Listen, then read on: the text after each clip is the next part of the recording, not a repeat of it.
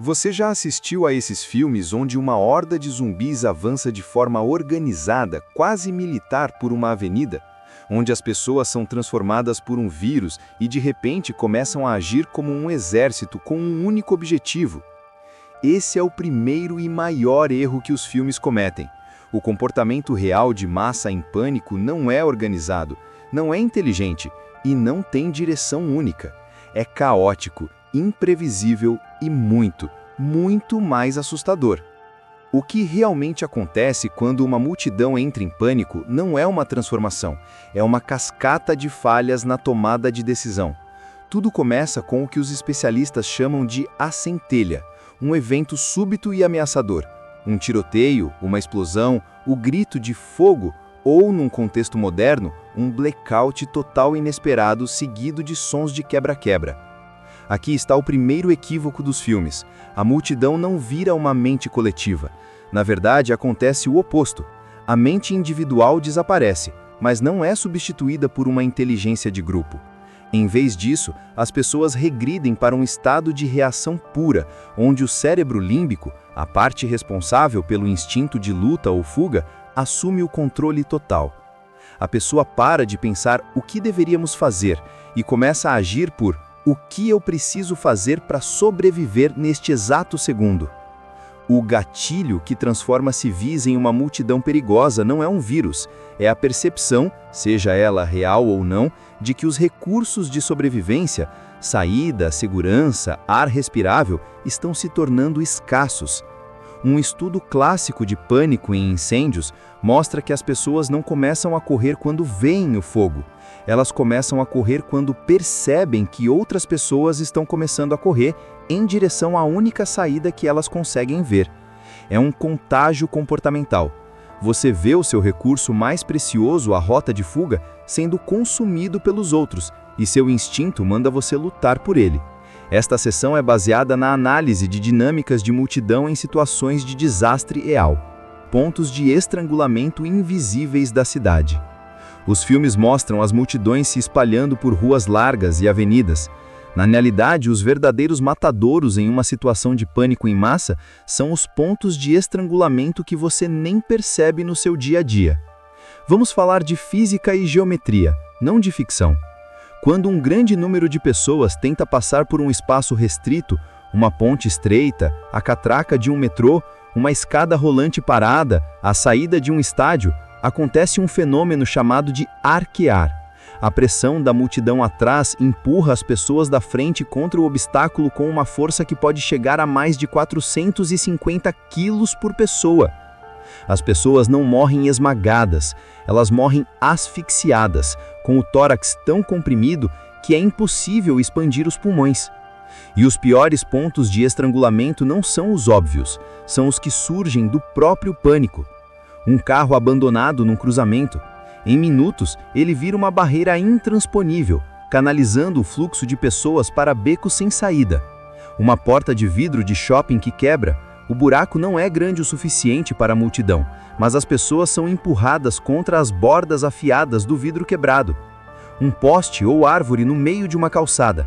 Em condições normais, é um obstáculo menor. Sob pânico em massa, ele divide o fluxo e cria um redemoinho de pessoas sendo esmagadas contra ele. A lição aqui é brutal. Em pânico, a arquitetura da sua cidade, projetada para o fluxo ordenado, se transforma em uma armadilha mortal.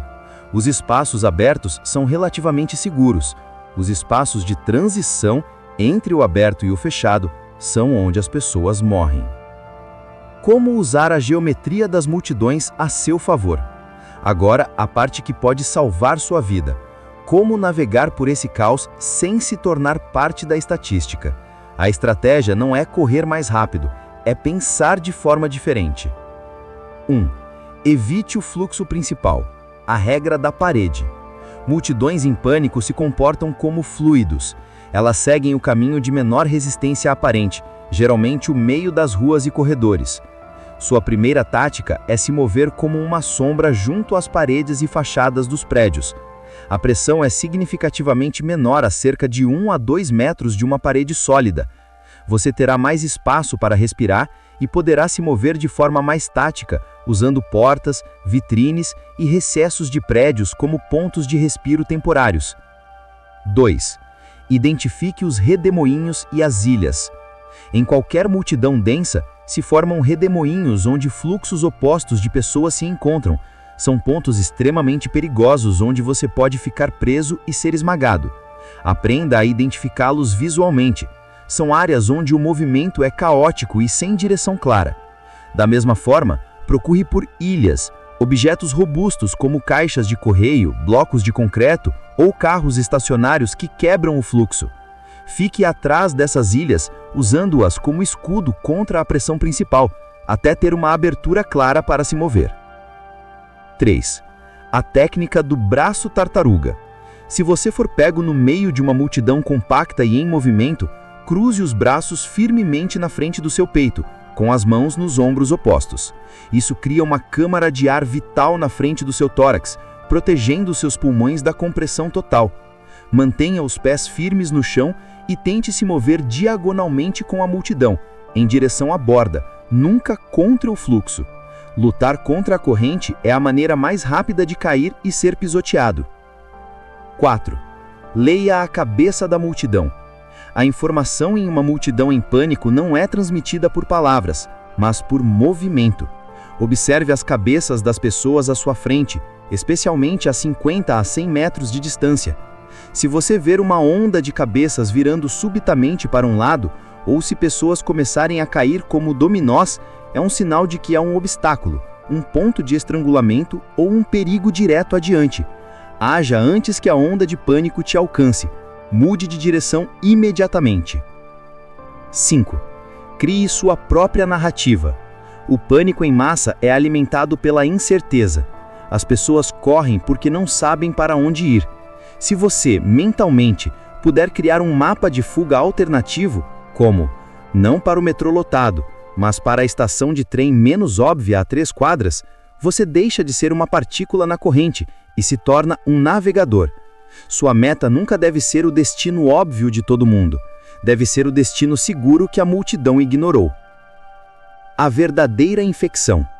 No final das contas, os filmes de zumbis acertam em uma coisa, mas pela razão errada. Existe sim uma infecção que se espalha por uma multidão. Só que não é um vírus. É o medo puro e irracional. E ele é transmitido pelo olhar de terror alheio, pelo som de gritos sem origem clara, pela sensação física de ser carregado por uma força que você não controla. A pessoa que sobrevive não é a mais forte ou a mais rápida, é a que consegue, por alguns segundos cruciais, silenciar o seu próprio pânico e substituí-lo por observação e uma estratégia simples.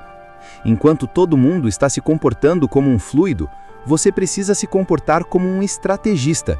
A geometria não tem emoções. Use isso a seu favor. Esta análise é baseada em pesquisas do campo da psicologia de massas, relatórios de engenharia de segurança de multidões e estudos de caso de desastres reais, como o da ponte Hangzhou, na Coreia do Sul, e o do Love Parade, na Alemanha. A compreensão da mecânica do pânico é a sua melhor defesa contra ele.